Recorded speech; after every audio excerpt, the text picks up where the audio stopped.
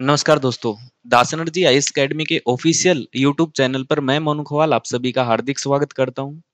तो दोस्तों, दास energy IAS academy की तरफ से हम एक मुहिम स्टार्ट करने जा रहे हैं दोस्तों, कि जितने भी नेट के प्रीवियस ईयर के क्वेश्चन है 2022 और 23 के, उनकी हम डिटेल एक्सप्लेनेशन करेंगे।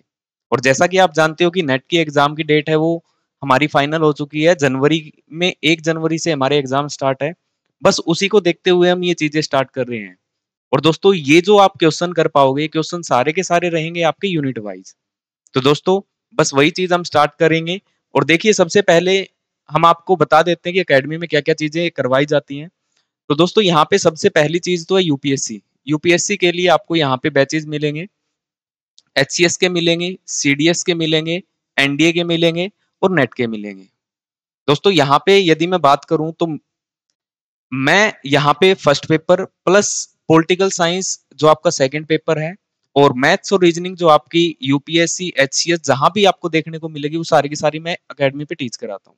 यदि हम एकेडमी का एड्रेस की बात करें तो दोस्तों, ये हमारा एकेडमी का एड्रेस है। प्लॉट नंबर 806, गली number 12, Jawahar Nagar, HU main gate number 4 के सामने। ये हमारा एड्रेस रहेगा। और दोस्तों देखिएगा, ये हमारे रिजल्ट है, क्योंकि हम नेट पे काम कर रहे हैं 2015 से। और 2015 से काम करते हुए जो हमारे सिलेक्शन हुए हैं असिस्टेंट प्रोफेसर में और नेट और जेआरएफ के हैं, वो आपको यहाँ नजर आ रहे हैं। तो ये सारे के सारे हमारे रिजल्ट है दोस्तों। 2015 के बाद 15 में हमने स्टार्ट की थी ये जर्नी। नेक्स्ट, आज हम स्टार्ट करने जा रहे हैं टीचिंग एप्टीट्यूड। टीचिंग एप्टीट्यूड के जितने 2022-23 के क्वेश्चन है दोस्तों, वो हम स्टार्ट करने जा रहे हैं विद एक्सप्लेनेशन। चीजों को समझिएगा अच्छे से, ताकि एग्जाम में आपको नजर आए तो किसी प्रकार की दिक्कत आपको ना आए। बस ये बात आपको ध्यान रखनी है। दोस्तों, हम सबसे पहला क्वेश्चन पढ़ने जा रहे हैं टीचिंग एप्टीट्यूड का। आप भी पढ़िएगा और वीडियो को पॉज करके देखिएगा जरूर। एक बार कोशिश करो कि हमारे क्वेश्चन कितने ठीक हो रहे हैं, वो चीजें आपको देखनी है। देखिएगा दोस्तों, यदि मैं बात करूं टीचर सेंट्रिक अप्रोच, तो ये एग्जाम के अंदर क्वेश्चन आपको हमेशा देखने को मिलेगा टीचर सेंट्रिक या लर्निंग सेंट्रिक। टीचर सेंट्रिक आएगा या फिर लर्नर सेंट्रिक। अब टीचर सेंट्रिक और लर्नर सेंट्रिक की मैं बात हल्की सी कर लेता हूं। टीचर सेंट्रिक आप उसको लोगे जब आप फर्स्ट टू फिफ्थ तक स्कूल के अंदर गए हो। जब आपको देखने को मिलेगा कि सारी की सारी चीजें वो किस पे होती हैं, टीचर पे। टीचर जिस तरीके का इन्वायरमेंट देगा, जैसी चीजें आपको सिखाना चाहेगा, इसी तरीके से बात होती है। इसके अलावा हम ये कह सकते हैं, यहाँ पे हमें रूट लर्निंग, रटन जो चीजें हैं वो सिखाई जाती हैं। तो दोस्तों, इन्हीं चीजों को हम देखें तो मैच करते हैं। तो इसको मैच कर पाएंगे हम किससे? इम्पोज्ड, आरोपित चीजें आप पे आरोपित की जाती है। इसी तरीके से लर्नर सेंट्रिक की बात करूं तो देखो, लर्नर सेंट्रिक के अंदर क्या होती है, यहाँ पे चीजों को समझाया जाता है, एक दूसरी चीजों के साथ जोड़ा जाता है और उसको रियल लाइफ से अटैच करके हम उसको बताते हैं।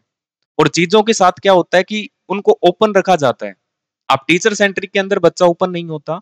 टीचर बिल्कुल एकदम सीधा उनको बिठा के रखता है।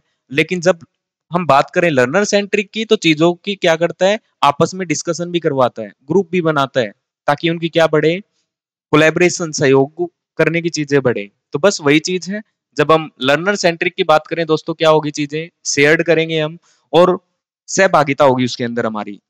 और बात करें लर्निंग सेंट्रिक, तो इसमें क्या होगा, सेल्फ कंट्रोल। तो दोस्तों, यहाँ पे देखो, ए का आपका नजर आ रहा है 2, तो ए का 2 दोस्तों 2 में है। बी का हमारे पास है 1, तो बी का 1 है दोस्तों। तो आपका आंसर साफ साफ हमें नजर आ रहा है, कौन सा? सी। तो उम्मीद करता हूं बात समझ में आई होगी आपके। एक्सप्लेनेशन इसकी हल्की सी देख लो। टीचर सेंट्रिक अप्रोच, आपको ध्यान क्या रखना है, 1 to 5th तक की जो क्लास है, इसके अंदर टीचर आपको पढ़ाता है A4, आप कहोगे एप्पल, तो वो चीजें क्या है, रटी हैं आपने। इसी तरीके का काम सारा का सारा होता है यहाँ पे। लेकिन जो टीचर के द्वारा क्लास है वो क्या की जाती है, कंट्रोल की जाती है दोस्तों।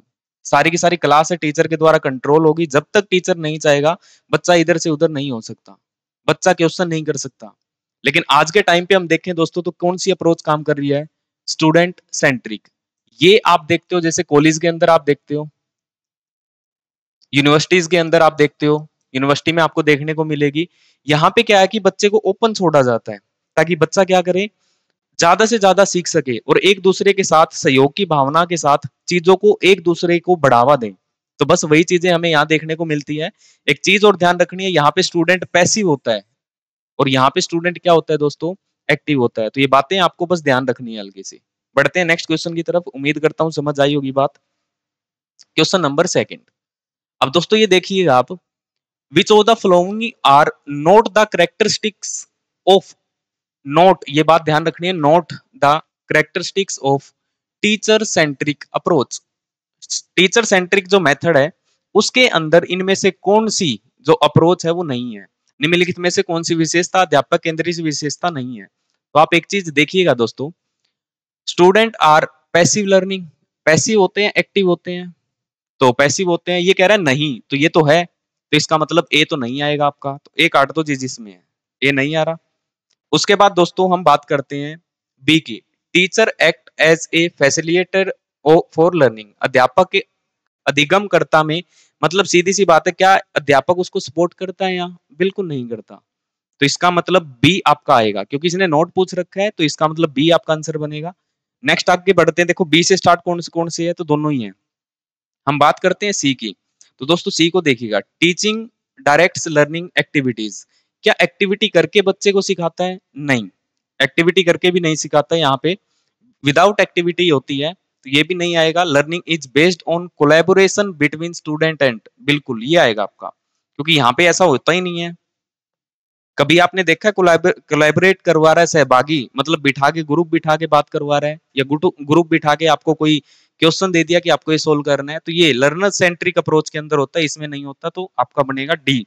तो दोस्तों बी और डी आपका एक में ही नजर आ रहा है, जो आंसर बनेगा सी। तो दोस्तों आपका आंसर बन रहा है B, D and E only. E भी पढ़ लेते हैं हम, देखिएगा, learner is based on student interest, तो देखिए दोस्तों यहाँ पे स्टूडेंट का इंटरेस्ट नहीं, टीचर सेंट्रिक में किसका होता है? टीचर का, टीचर जो चाहता है उस तरीके से काम होगा, तो इसका मतलब ये, इसका मतलब आपका बी, और एक था आपका यहाँ पे D.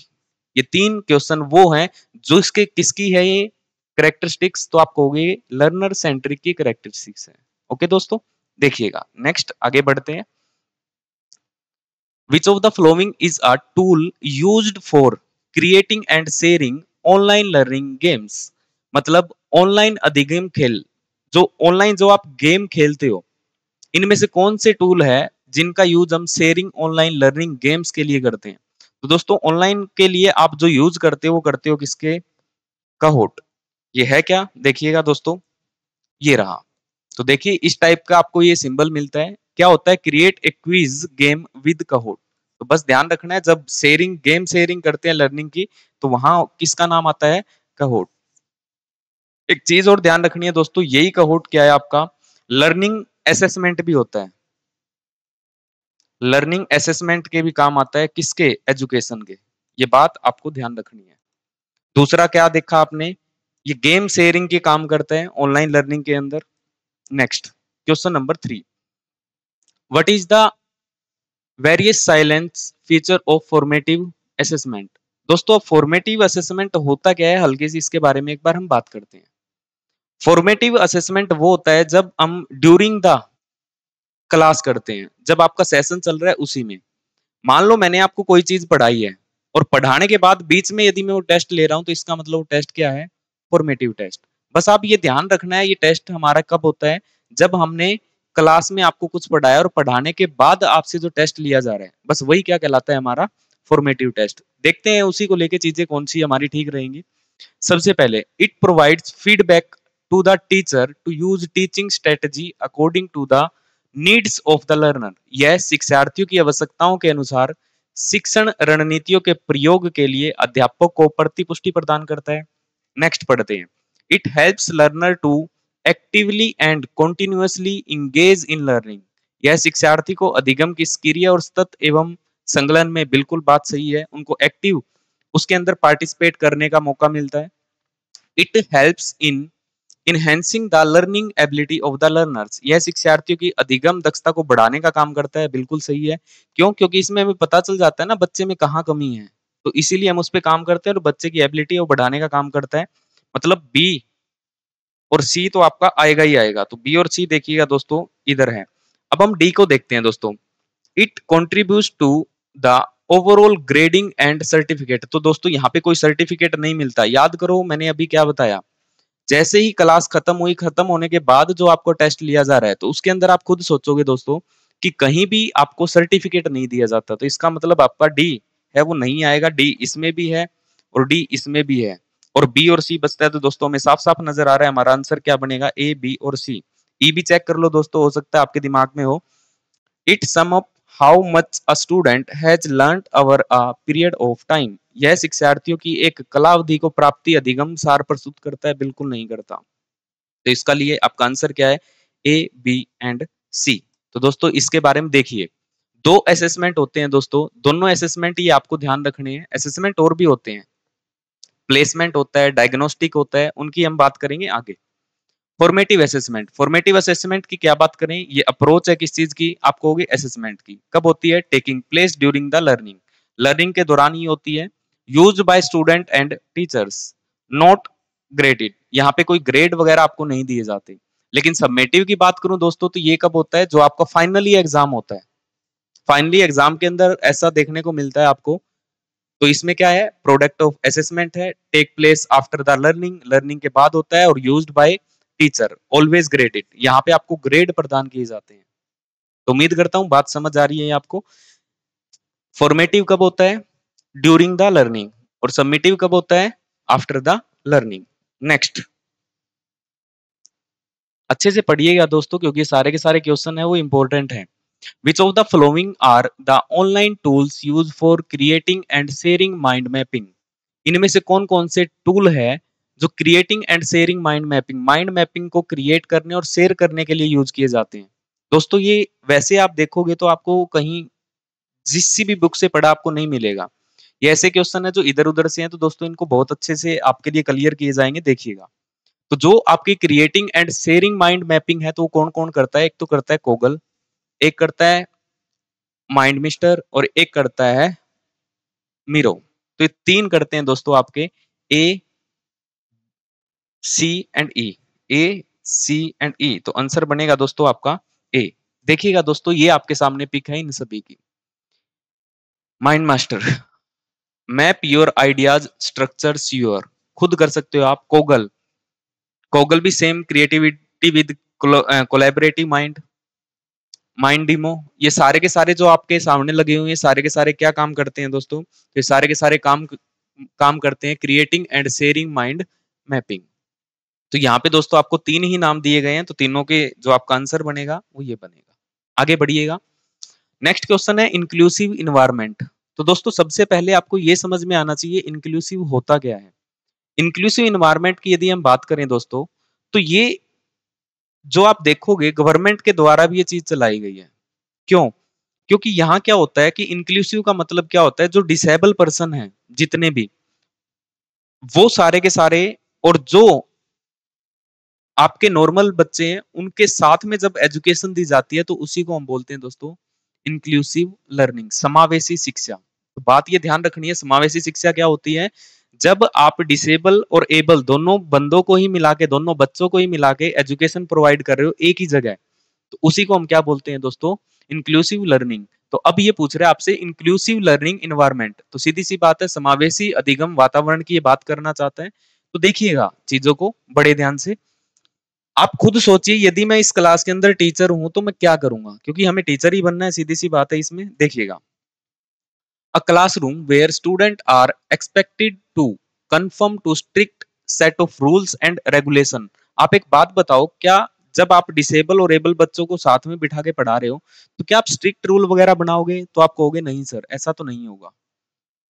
Second option, a classroom where only students of a creation ethnicity are allowed to participate in class discussion. एक कक्षा जहां केवल कुछ जातियों के विद्यार्थियों को कक्षा पर चर्चा, कुछ जाति है, आप देखिएगा ध्यान से, क्या कुछ लोगों की हम बात करते हैं, सर्टेन पीपल्स की हम बात करते हैं? तो आप कहोगे नहीं सर, हम यहाँ पे सबको इक्वल ले चल, एक साथ लेके चलने की हम बात करेंगे। Next, a classroom where student are discouraged from asking question और चैलेंजेस द टीचर्स अथॉरिटी। एक कक्षा जहां विद्यार्थियों को प्रश्न पूछने या अध्यापक के प्राधिकार को चुनौती देने को बिल्कुल नहीं है। ऐसा क्या होता है? क्या उसको प्रोत्साहन किया जाता है कि आप चुनौती दो टीचर के लिए? नहीं, ऐसा कुछ नहीं है। A classroom where all the students are engaged to share their unique experience and perspectives. तो बिल्कुल ये है कि क्या है कि आप सभी के सभी अपने अनुभव को साझा करोगे और एक साथ मिलकर क्या करोगे? पढ़ाई। तो दोस्तों यहाँ पे हमारा आंसर साफ साफ क्या नजर आ रहा है? तो आप कहोगे डी। तो देखिएगा दोस्तों, डी आपका आंसर है। नेक्स्ट, इंक्लूसिव की जब हम बात करें तो देखिए दोस्तों, ये आपके सामने एक पिक्चर है। इस पिक्चर के माध्यम से आप हल्का फुल्का थोड़ा सा जान पाओगे। तो देखिए यहाँ पे जो ये है, ये बच्चे चेयर्स पे हैं, चेयर पे हैं, मतलब ये डिसेबल है ना। इन सभी को एक साथ देखो, आप सारे के सारे एक साथ खेल रहे हैं, है ना, सारे के सारे एक टाइम पे प्ले। तो आप इनको देख के क्या चीज फील कर रहे हो? तो बात सीधी सी यही है, जब एबल और डिसेबल दोनों बच्चों को एक साथ एजुकेशन प्रोवाइड की जा रही है, वही क्या है? Inclusive education. देख लीजिए हल्की सी line, inclusive education is defined as the learning environment that promotes the full personal, academic and professional development of all learners irrespective of races, class, color, gender, disability, sexual performance, learning styles and the language। मतलब हर type के बंदे को, चाहे वो colour के हिसाब से, चाहे जेंडर के बेस पे, चाहे डिसेबल हो, चाहे सेक्सुअल परफॉर्मेंस हो, हर एक चीजों को एक साथ लेके आप पढ़ाने का काम करोगे। वही क्या कहलाता है दोस्तों? आपका इंक्लूसिव लर्निंग। नेक्स्ट दोस्तों, यदि बातें समझ में आ रही हैं तो चीजों को शेयर जरूर कीजिएगा, ठीक है, ताकि आपके साथ और किसी का भी भला हो जाए। नेक्स्ट क्वेश्चन है, देखिए दोस्तों, विच of the flowing level is the teaching involve the highest order thinking skill. तो दोस्तों, ये टीचिंग के जो आपके लेवल्स हैं उनकी ये बात कर रहा है। तो दोस्तों, जो हाईएस्ट लेवल होता है वो दोस्तों आपका कहलाता है रिफ्लेक्टिव। अब होता क्या है, देखिए दोस्तों, इसके बारे में हम हल्की सी बात करते हैं। तो देखिए दोस्तों, सबसे पहले हम बात करें तो क्या आता है? मेमोरी लेवल, जिसको आप स्मृति स्तर बोलते हो, ठीक है दोस्तों।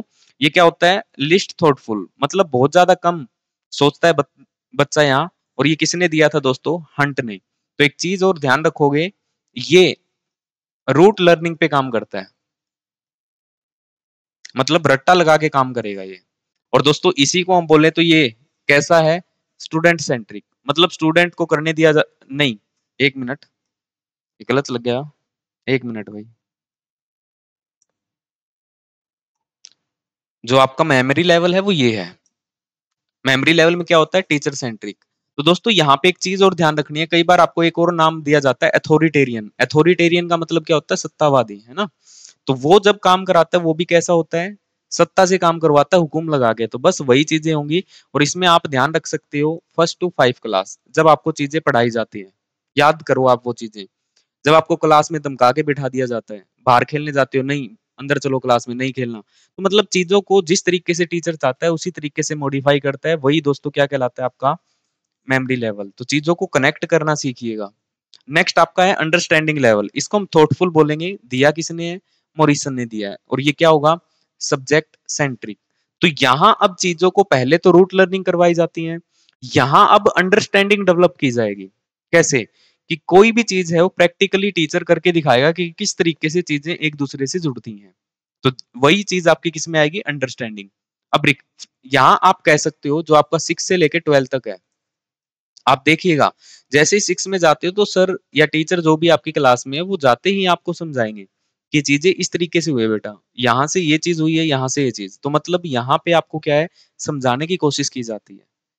जैसे ही आप जाते हो कॉलेज में, यूनिवर्सिटी में, तो दोस्तों जब इनमें जाओगे तो आपको कौन सा मिलेगा? रिफ्लेक्टिव लेवल मिलेगा, जो मोस्ट थॉटफुल होगा। और दिया किसने है दोस्तों? हर्बर्ट ने। तो आप देखिएगा, इसी को आप क्या बोलते हो? Student centric. अब जब आप यूनिवर्सिटी में जाते हो मास्टर डिग्री के लिए, तो स्टूडेंट टीचर आपको क्या कहता है? अपने हिसाब से आप कर सकते हो काम। देखिएगा, आप आपने की है तो आपको पता भी है इन चीजों का। तो एक चीज सोच के देखिए, यहाँ पे हम रियल लाइफ प्रॉब्लम या फिर आप रिसर्च करते हो दोस्तों, तो वो भी किस में आता है? रिफ्लेक्टिव लेवल में। तो अब क्या करते हैं? हम चीजों को समझने की कोशिश करते हैं। बस बात वही है सारी की सारी। तो हाईएस्ट लेवल आपसे पूछा गया, तो हाईएस्ट लेवल कौन सा होगा? रिफ्लेक्टिव। अब याद रखने का तरीका कैसे है दोस्तों? तो देखिए, मेमोरी लेवल की जब हम बात करते हैं तो 1 to 5 तक जो क्लास है आपकी, यहाँ अंडरस्टैंडिंग में करेंगे 6 to 12 तक। और जब रिफ्लेक्टिव की बात करें दोस्तों, तो ये आपकी कब हो जाएगी? हायर एजुकेशन के अंदर। क्लियर? नेक्स्ट आगे बढ़ते हैं दोस्तों, देखिएगा। यस, नेक्स्ट आपके पास है स्टेटमेंट 1 एंड स्टेटमेंट 2। पढ़िएगा अच्छे से, है क्या? Teaching at the understanding level involve encourage student to think critically and reflection on the learning experience। जो आपका अंडरस्टैंडिंग लेवल है, क्या आपको इंकरेज करता है क्रिटिकल थिंकिंग के लिए? सोचिएगा। दूसरा, teaching at the memory level involves rote learning memorization and does not encourage critical thinking। आप चीज सोच के देखिए, जो मेमोरी लेवल है अभी मैंने आपको बताया उसके अंदर क्या होती है, आप कहोगे सर रूट लर्निंग हमें वहां देखने को मिलती है। देखिएगा दोस्तों, यहाँ पे जो आपका आंसर है वो आपका बनेगा डी। कारण क्या है दोस्तों, देखिए जो आपकी क्रिटिकल थिंकिंग है ना दोस्तों, ये कहाँ बनती है, तो आप कहोगे सर ये रिफ्लेक्टिव में बनती है। रिफ्लेक्टिव टीचिंग के अंदर आपको देखने को मिलेगी, ये अंडरस्टैंडिंग में नहीं होती दोस्तों। ठीक है, यहाँ पे सिर्फ हम चीजों को कनेक्ट करने की बात करते हैं, अंडरस्टैंड समझाने की उनको बात करते हैं। क्रिटिकल थिंकिंग बनेगी आपकी रिफ्लेक्टिव लेवल के अंदर। नेक्स्ट दोस्तों देखिएगा, अब देखिए ध्यान से चीज को पढ़िए, ये क्वेश्चन एग्जाम के हैं सारे के सारे। If Ram is not able to understand certain concept in practical particular subject and each is continuously performing poorly in that subject. सीधी सी बात एक ही है, राम है वो एबल नहीं है समझने में, क्या कोई भी सब्जेक्ट का कोई भी कॉन्सेप्ट समझ नहीं पा रहा, और लगातार ही उसकी जो परफॉर्मेंस है वो कैसी है, बहुत खराब जा रही है उस सब्जेक्ट में। Which evaluation test will have to be conducted to know the cause of the difficulty। ये कह रहा है जब उसको बार बार चीजों को समझाया जा रहा है क्लास में, वो समझ नहीं पा रहा, और वही जो उसकी परफॉर्मेंस है वो बिल्कुल कम होती जा रही है दिन पे दिन। तो ये कहता है कि आप कौन सा टेस्ट लोगे उसका, कि ताकि ये जो चीज है उसकी देख पता लगाई जा सके किस कारण से ऐसा हो रहा है। तो दोस्तों देखिए, प्लेसमेंट टेस्ट जो होता है ये आपका होता है बिफोर लर्निंग, जब आप स्कूल में। इसके अलावा देखिए दोस्तों, जैसे आपको एमबीबीएस करना है तो आप क्या करते हो, नीट का एग्जाम देते हो, तो बस उस टाइप के एग्जाम है वो क्या होते हैं, प्लेसमेंट, जिसके दौरान आपको प्लेसमेंट दी जाती है। डायग्नोसिस क्या होता है, निदानात्मक। देखो निदान नाम से भी पता लग रहा है, मतलब किसी की डिफिकल्टी जानने के लिए आप किसका यूज करते हो, डायग्नोस्टिक इवेल्युएशन। तो ये आपका आंसर रहेगा। समेटिव हमने बात की है, ये कब होगा, ड्यूरिंग लर्निंग।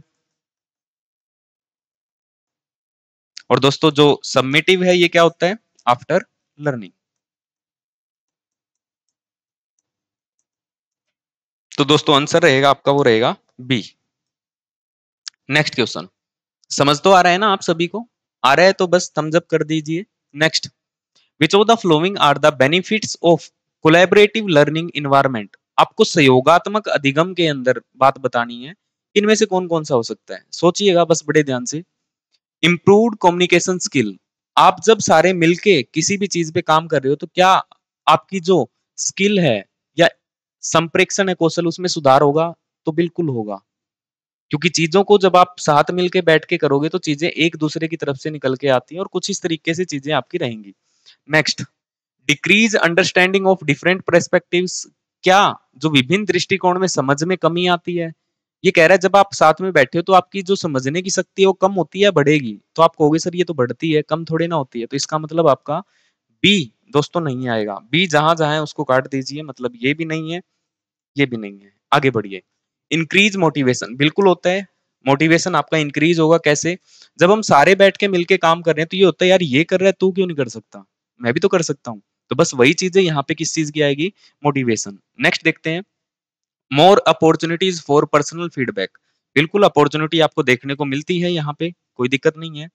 नेक्स्ट, अब देखिएगा एसीडी, एसीडी आपको कहाँ कहाँ नजर आ रहा है, इसमें भी नहीं है, वैसे तो हमें आंसर मिल ही गया है।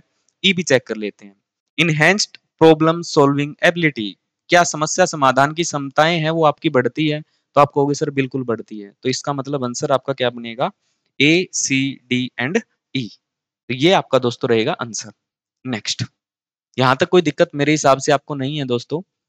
नेक्स्ट देखिए question number 11, which of the following is the major advantage of online learning over offline learning. ये कह रहा है सबसे बड़ी जो एडवांटेज है वो ऑनलाइन लर्निंग की क्या है। तो देखिएगा दोस्तों, जो ऑनलाइन लर्निंग होती है उसके बारे में आप बहुत कुछ चीजें जानते हो, जो चल रही है अभी ये ऑनलाइन लर्निंग ही है। देखिए, क्या लिमिटेड एक्सेस है, मतलब कुछ ही लोग इसको सुन पा रहे हैं। आप ये चीज सोच के देखिए, यदि मैं ये वीडियो बनी है मैंने यूट्यूब पे डाल दी है, अब यूट्यूब पे कुछ ही लोग देख पा रहे हैं या कोई भी देख सकता है, तो आप कहोगे सर बहुत ज्यादा लोग देख सकते हैं, तो मतलब ये बात तो नहीं है। नेक्स्ट, फ्लेक्सिबिलिटी होगी, तो बिल्कुल होगी, जब आपका मन कर रहा है तब आप इसको देख सकते हो, तो मतलब फ्लेक्सिबिलिटी बिल्कुल है। हाई कॉस्ट नहीं, हाई कॉस्ट नहीं, मिनिमम कॉस्ट आपको यहाँ देखने को मिलती है। इंटर एक्टिविटी नहीं, तो आपका आंसर क्या बनेगा दोस्तों, B, question number next 12, question 12 देखते हैं दोस्तों, देखिएगा। Which of the following are the basic requirement of effective teaching. Effective teaching मतलब प्रभावित शिक्षण के लिए इनमें से कौन कौन सी चीजें हो सकती हैं।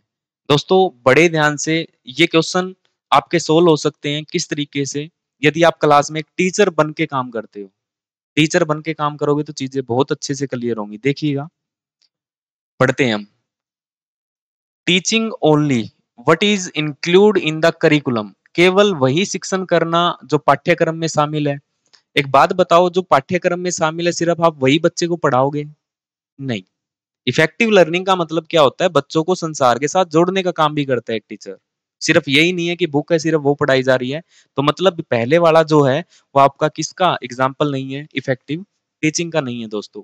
नेक्स्ट, गुड कम्युनिकेशन स्किल बिल्कुल होनी चाहिए एक टीचर के अंदर। यदि गुड कम्युनिकेशन स्किल है ही नहीं तो सीधी सी बात है टीचर की कोई क्वालिटी वहां दिखेगी भी नहीं आपको। Using a rigid teaching approach, क्या ऐसा होना चाहिए टीचिंग जो अप्रोच है, जो भी पढ़ाने का उसका तरीका हो बिल्कुल रिजिड हो? ऐसा नहीं होता। क्यों? क्योंकि यहाँ पे चीजें फिर बिगड़ जाती है। एक्सीलेंट सब्जेक्ट नॉलेज बिल्कुल होनी चाहिए। यदि सब्जेक्ट नॉलेज है आपके पास तो क्या है? इफेक्टिव टीचिंग होगी यहाँ पे। Ability to connect with student, बिल्कुल आपके अंदर एबिलिटी होनी चाहिए स्टूडेंट के साथ कनेक्ट होने की। तो देखिएगा दोस्तों, यहाँ पे जो आंसर बनेगा B D and E, B D and E, तो आंसर बनेगा आपका सी। नेक्स्ट दोस्तों, समझ आ रही है बातें? किसी प्रकार की दिक्कत है नहीं मेरे हिसाब से। देखिएगा नेक्स्ट क्वेश्चन नंबर हमारा 13 क्या है दोस्तों। देखिए स्टेटमेंट फर्स्ट क्या कह रही है? चॉइस बेस्ड क्रेडिट सिस्टम, जो चयन आधारित क्रेडिट प्रणाली है, has been adopted only the central university of India. दोस्तों ये चॉइस बेस्ड जो सिस्टम है, ये इसकी यदि मैं बात करूं तो इसके अंदर एक बच्चे का कंप्लीट डाटा आपको देखने को मिलता है। और आजकल आप देखोगे तो स्कूल के अंदर भी ये चीजें आपको देखने को मिलती है कि बच्चा, यदि हम बात करें टीचिंग में एवरेज है, मतलब जो एजुकेशन में एवरेज है, लेकिन जब हम इसकी स्पोर्ट्स की बात करते हैं तो स्पोर्ट्स में बच्चा बहुत एक्टिव है। यदि हम देखें स्पोर्ट्स में भी किस चीज में है तो ये फुटबॉल में है, हॉकी में है। तो इस तरीके से पूरी डिटेल बच्चे की बन के आती है। लेकिन ये दोस्तों स्कूल लेवल से ही स्टार्ट हो जाती है, यूनिवर्सिटी में नहीं। तो इसका मतलब फर्स्ट आपका गलत है।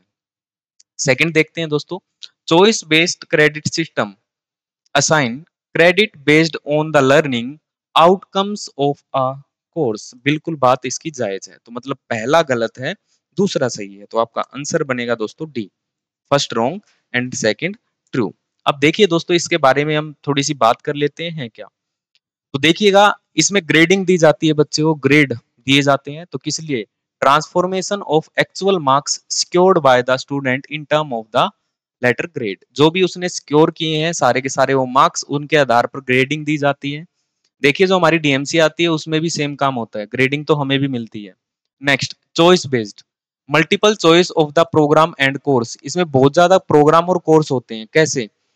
बच्चा हॉकी में है, फुटबॉल में है, चेस अच्छा खेलता है, बच्चे की रीडिंग स्किल अच्छी है, बच्चा लिखने में अच्छा है, तो हर एक चीज के टिक लगे होते हैं, एवरेज है, बिलो एवरेज है, इस तरीके से।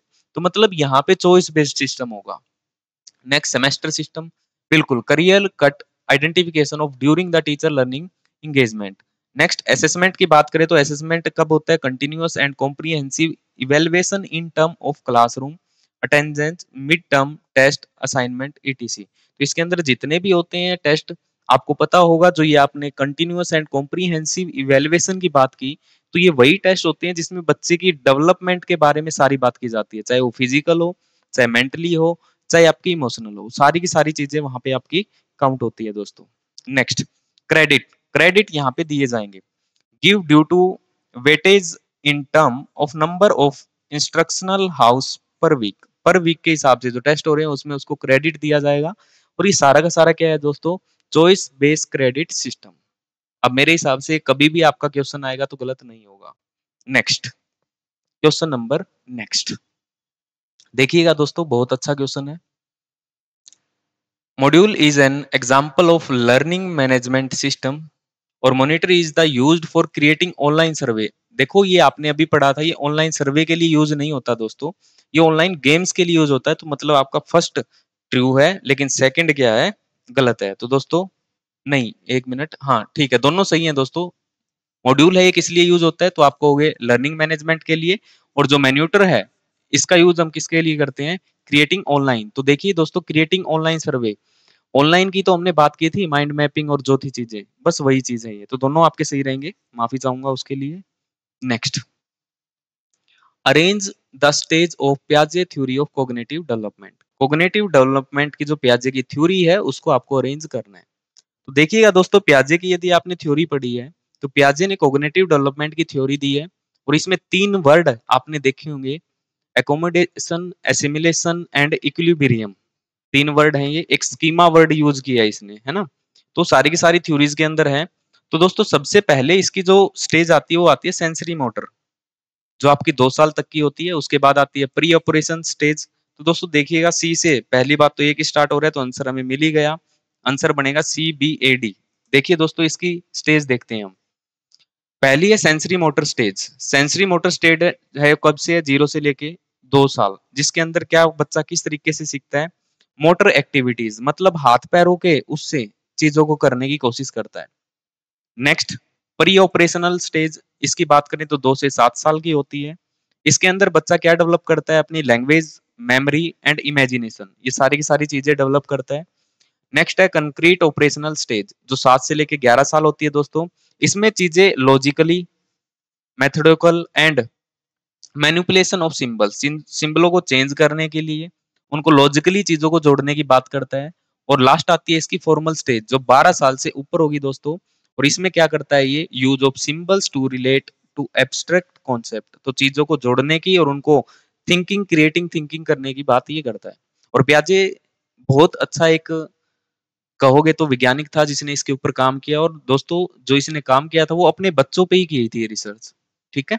तो उम्मीद करता हूँ ये स्टेज आपकी क्लियर है। बस ध्यान रखना है पेपर के अंदर कि सबसे पहले सेंसरी मोटर 0 से 2 साल, प्री ऑपरेशन 2 से 7 साल, कॉन्क्रीट ऑपरेशनल 7 से 11, और फॉर्मल ऑपरेशनल रहेगी दोस्तों 12 साल के बाद। Next, question number 16। देखिए दोस्तों, पहली चीज, Mentimeter is a tool used for creating interactive videos in education। तो दोस्तों अभी पढ़ के आए हो आप इसके बारे में। Cohort is tools is assessment in education। तो दोस्तों ये बात मैंने अभी बताई थी, Cohort है वो आपका किस लिए यूज होता है, एजुकेशन के लिए। तो दोस्तों देखिएगा, पहला जो है आपका ये गलत है, क्योंकि अभी आपने देखा था किस लिए था, माइंड क्रिएटिंग के लिए, है ना, और चीजों को ऑनलाइन गेम्स के लिए था। तो ये यहाँ पे ये तो नहीं होगा, सेकंड नंबर आपका सही है बिल्कुल।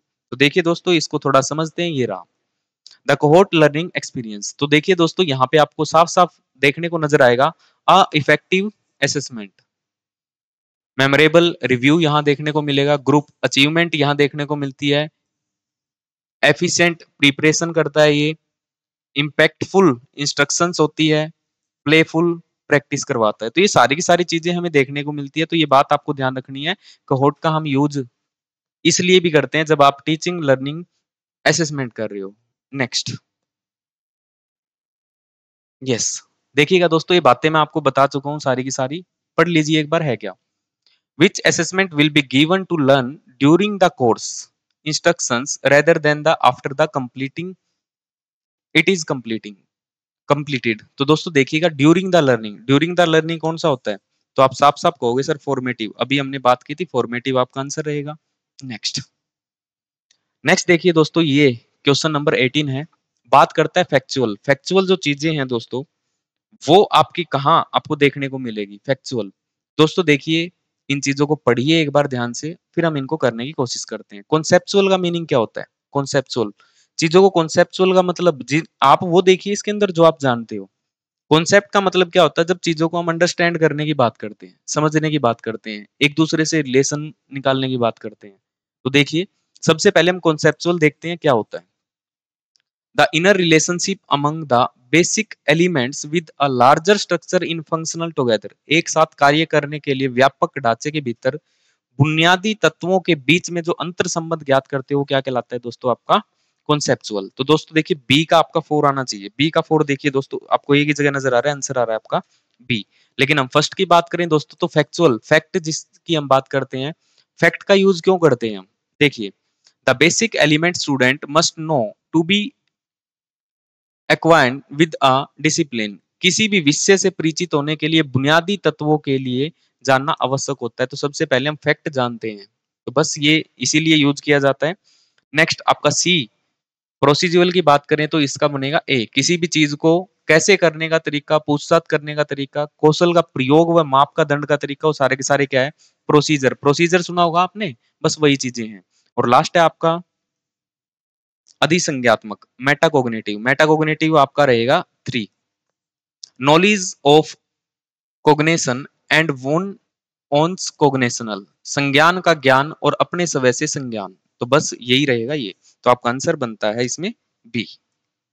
नेक्स्ट दोस्तों क्वेश्चन नंबर 19 क्या है, रिक्वायरमेंट ऑफ गुड टीचिंग, अच्छी टीचिंग की क्या रिक्वायरमेंट होती है। देखिए दोस्तों, आप इसको पढ़ के कोशिश कीजिए करने की, आसान है बहुत।